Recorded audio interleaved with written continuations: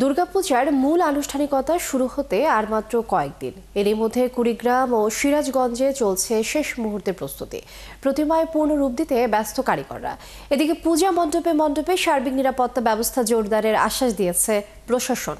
সহকর্মীদের তথ্য ছবিতে প্রতিবেদন।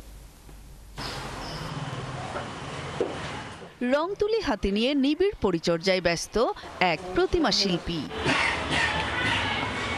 সিরাজগঞ্জের কামারখন্দ উপজেলার ভদ্রঘাট বাজারের রামপাড়ায় ১৩টি বাড়িতে চলছে শেষ মুহূর্তের প্রতিমা সাজানোর কাজ। এখানকার তৈরি প্রতিমা টাঙ্গাইল, পাবনা, রাজশাহী, নাটোর ও বগুড়া সহ আশপাশের জেলাগুলোতে পাঠানো হয় জানান কারিগররা।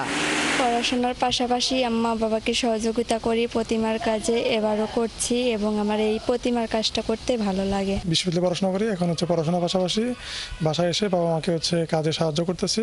সবকিছুর দাম বাড়লেও আমাদের এই কাজের দাম এগুলো বাড়তেছে না।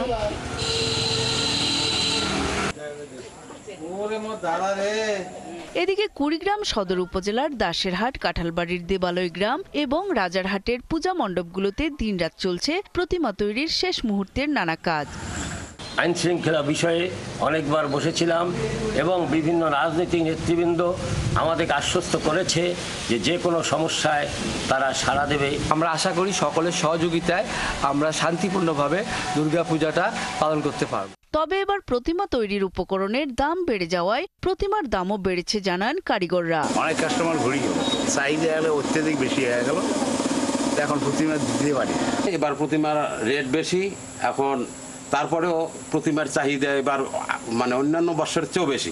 এদিকে পুলিশ সুপার জানান, পূজায় সার্বিক নিরাপত্তা ঘিরে টহল জোরদার করা হয়েছে, বাড়ানো হয়েছে গোয়েন্দা তৎপরতা।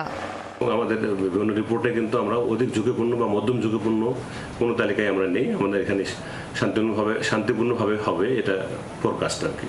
সে মোতাবেক আমরা ব্যবস্থা চূড়ান্তভাবে নিয়েছি।